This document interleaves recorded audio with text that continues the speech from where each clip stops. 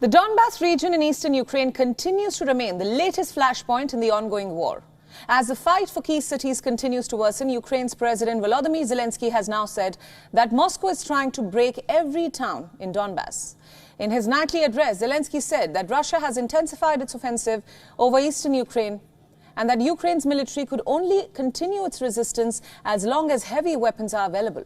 He appealed to Western allies to provide additional military aid to help Ukraine resist Russia in the east in particular.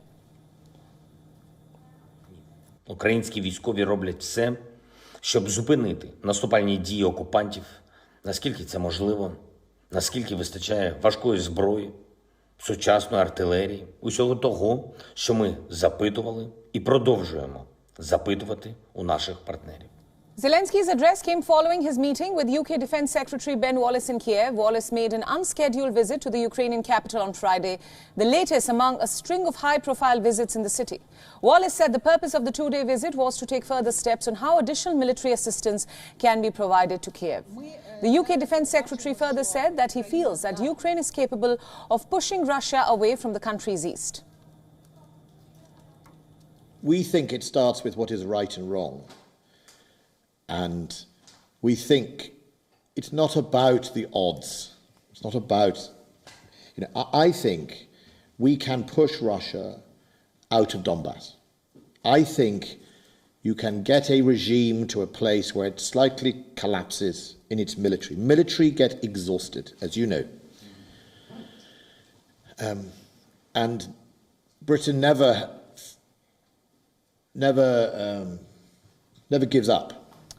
Wallace also held talks with his Ukrainian counterpart Alexei Reznikov. UK has been one of the biggest donors of military equipment to Ukraine and recently agreed to send rocket launch systems that can target Russian artillery positions. On Friday, Russia's defense ministry spokesperson said that Russian missiles have hit a military airfield in Dnipro and destroyed aviation equipment. The defense ministry has also released footage showing unmanned aerial equipment and artillery in action in Ukraine. As all this unfolds, the President of the European Parliament has now urged the European Union member nations to grant Ukraine EU candidate status. Zelensky, meanwhile, has also renewed his calls for EU status, urging officials to not help his country in a grey zone. European heads of state and government are now expected to consider Ukraine's bid by the end of next month.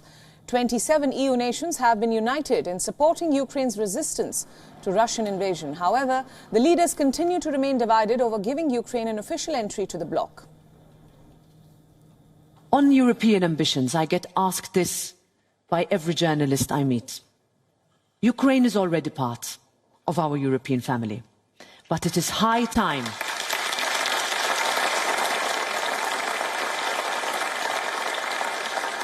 that it is also given the real opportunity to join our European project.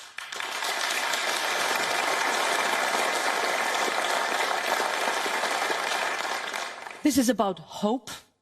This is about an acknowledgement of the price that Ukraine has been forced to pay. WION World is now available in your country. Download the app now and get all the news updates on the move.